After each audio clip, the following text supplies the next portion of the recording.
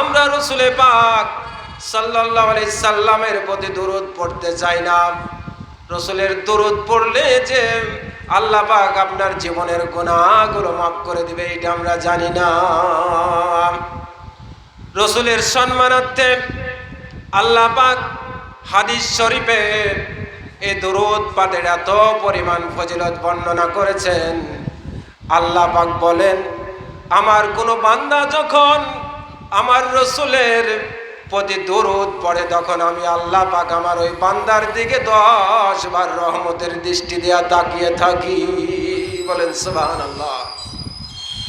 আমি আল্লাহ পাক আমার বান্দার দিকে 10 বার রহমতের দৃষ্টি দিয়ে তাকিয়ে থাকি। আমার বান্দা কি বলে রে, কি বলে? সে তো আমার রসুলকে দেখে নাই, আমার রসুলকে জিন্দেগিতে পাই নাই। আমার রসুলকে ভালোবেসে আমার রসুলের শানে দুরূদ পড়তেছে। তার মনের মধ্যে কি চলতেছে আমি আল্লাহ, আমি তো জানি। তার মনের যে চাওয়া পাওয়াগুলো আমি দুরূদের ওসিলায় তার সমস্ত চাওয়া পাওয়াগুলো পূরণ করে দিলাম। বলেন সুবহানাল্লাহ। দুরূদের এত ফজিলত। আপনি যদি রসুলকে ভালোবেসে মহব্বতের সহিত রসুলের শানে একবার দুরূদ পড়েন, আল্লাহ পাক আপনার দিকে রহমতের দৃষ্টি দিয়ে 10 বার তাকাইবেন। আল্লাহু আকবার, সুবহানাল্লাহ। শুধু তাই নয়, হাদিস শরীফে এসেছে আপনি যদি দুরূদ পড়েন রসুলের শানে, আল্লাহ পাক আপনার আমল নামা থেকে 10টা গুনাহ মুছে দিবে, 10টা নেকি লিখে দিবে। ফেরেশতাকে বলবে, ফেরেশতা আমার ওই বান্দা আমার হাবিবকে ভালোবেসেছে, আমার হাবিবকে ভালোবেসে দুরূদ পড়তেছে, তার আমলনামা থেকে 10টা গুনাহ মুছে দাও আর 10টা নেকি লিখে দাও। ফেরেশতা আমার ওই বান্দার 10টা সম্মান মর্যাদা আমি আল্লাহ পাক বাড়িয়ে দিলাম। বলেন সুবহানাল্লাহ। দুরূদের এত ফজিলত। আমরা রসুলের শানে দুরূদ পড়তে চাই না। আপনি যদি গভীর রজনীতে রসুলের প্রতি বেশি বেশি দুরূদ পড়েন তাহলে আল্লাহ পাক আপনার জীবনের গুনাহগুলো মাফ করে দিবেন। আল্লাহু আকবার। আল্লাহ পাক রসুলের জন্য, রসুলের সম্মানের জন্য কোরআনুল কারীমে বলেছেন, ওয়ারাফানা লাকা যিকরাক। হে রসুল, আমি আপনার যশ খ্যাতি সম্মান উচ্চ মর্যাদার আসনে পৌঁছে দিয়েছি। সুবহানাল্লাহ। আল্লাহ বলছেন, হে রাসূল, আমি আপনার যশ খ্যাতি মর্যাদা আপনার সম্মানকে উচ্চ মর্যাদার আসনে পৌঁছে দিয়েছি। ইয়া রাসূলুল্লাহ, রাসূল গো, আমি আপনাকে আমার আরশ মহল্লায় নিয়ে এসেছি। আমার সামনে বসিয়ে আপনার সঙ্গে আমি খোশ আলাপ করেছি, সাক্ষাৎ করেছি। ইয়া রাসূলুল্লাহ, আপনার পায়ের ধুলায় আমার আরশটাকে আমি ধন্য করে দিয়েছি। ইয়া রাসূলুল্লাহ, আপনার সম্মান বাড়িয়ে দিয়েছি। রাসূল গো, শুধু তাই নয়, আমি আপনাকে মাকামে মাহমুদ দান করেছি। সুবহানাল্লাহ। আল্লাহ পাক বলছেন, হে রাসূল, আমি আপনার সম্মান মর্যাদা এতটাই বাড়িয়ে দিয়েছি, এতটাই উচ্চে নিয়ে গেছি আপনার সম্মান, যে আমি আপনাকে আমার আরশ মহল্লায় নিয়ে এসেছি। আরশ মহল্লায় নিয়ে এসে আপনার সঙ্গে আলাপ আলোচনা করেছি, আপনার পায়ের ধুলায় আমার আরশটাকে ধন্য করেছি। ইতিপূর্বে আমি কোনো নবী রাসূলকে আমার আরশে নিয়ে আসি নাই। আল্লাহু আকবার। ইয়া রাসূলুল্লাহ, শুধু তাই নয়, আমি আপনাকে মাকামে মাহমুদ দান করেছি। রাসূল গো, আমি কোনো নবী রাসূলকে দেই নাই। ইয়া রাসূলুল্লাহ, শুধু তাই নয়, আমি আপনাকে হাউজে কাউসার দান করেছি। আল্লাহু আকবার। ইয়া রাসূলুল্লাহ, আমি আপনাকে হাউজে কাউসার দান করেছি। রাসূল গো, যত নবী রাসূল পৃথিবীতে এসেছে সমস্ত নবী রাসূলদের আমি ইমাম আপনাকে বানিয়ে দিয়েছি। ইয়া রাসূলুল্লাহ, আমি আপনাকে খাতামুন নবীন বানিয়েছি, আমি আপনাকে শ্রেষ্ঠত্ব দান করেছি হে রাসূলুল্লাহ, আপনার পরে আর কোন নবী রাসূল আমি পৃথিবীতে পাঠাবো না। আল্লাহু আকবার।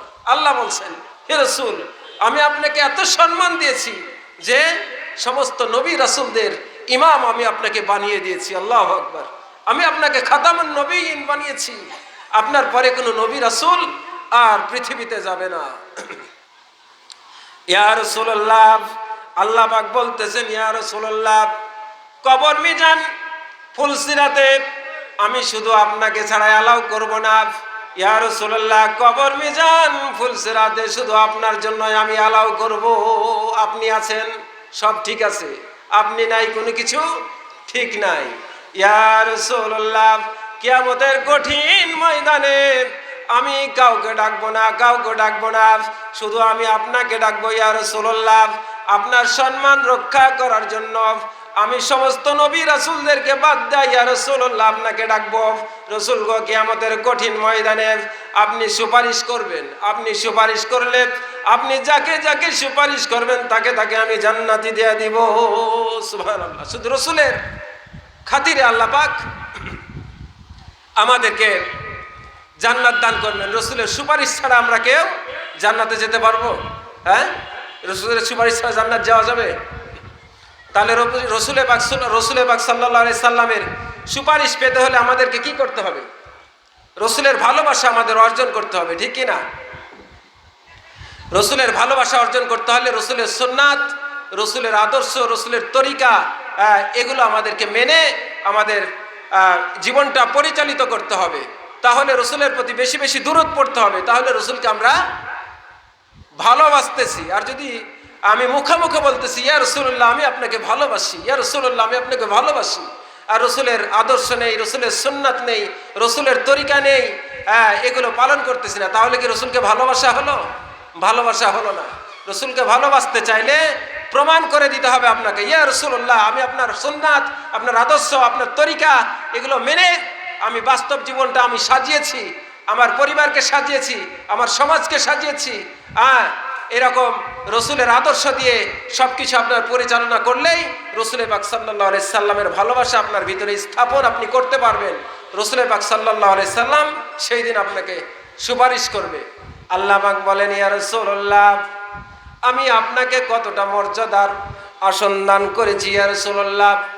শেষ বিচারের দিন যখন হিসাব নিকাশ বিচার ফায়সালা হয়ে যাবে, আমি একটা জালসা করব, মাহফিল করব।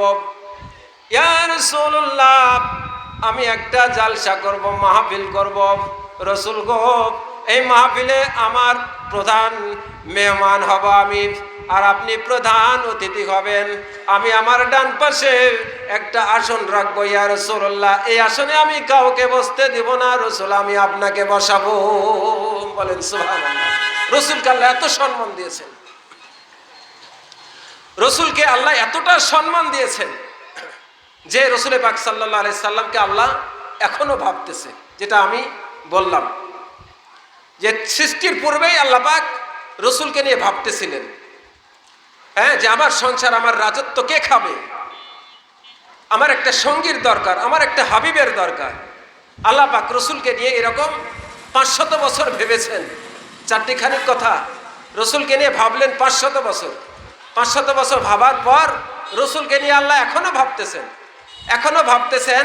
ইন্নাল্লাহা ওয়া মালাইকাতাহু ইউসাল্লুনা আলান নবী। আল্লাহ পাক রসুলকে নিয়ে দুরূদ পড়তেছেন প্রতিনিয়ত, এখনো ভাবতেছেন। কিয়ামত পর্যন্ত রসুলকে নিয়ে আল্লাহ পাক ভাববেন। শেষ বিচারের দিনেও আল্লাহ পাক কাউকে ভাববেন না, আমার রসুল পাক সাল্লাল্লাহু আলাইহি সাল্লামকেই ভাববেন। তাহলে প্রথমে রসুল, মাঝেও রসুল, শেষেও রসুল। রসুল ছাড়া কোনো গতি আছে? গতি আছে? রসুল ছাড়া কোনো গতি নেই। আল্লাহ পাক বলেন, রসুল আমি আপনাকে এতই সম্মান দিয়েছি, যেইখানে আপনি আছেন সেইখানে আমি আছি। রসুল যেইখানে আমার ইবাদত সেইখানে আপনার ইবাদত। রসুল গো, যেইখানে আমার জিকির সেইখানে আপনার জিকির। ইয়া রাসূলুল্লাহ যেইখানে আমি আছি সেইখানে আপনি আছেন, যেইখানে আপনি নাই সেইখানে আমি আল্লাহ নাই। আল্লাহু আকবার।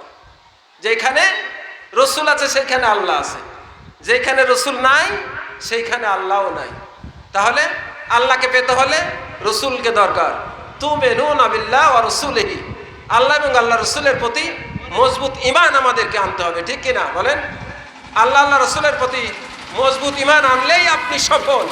আর আল্লাহ আল্লাহ রসুলের প্রতি যদি মজবুত ঈমান আনতে না পারেন তাহলে আপনি কি ব্যর্থ, আপনার এই জীবনের আর কোনো দাম নেই।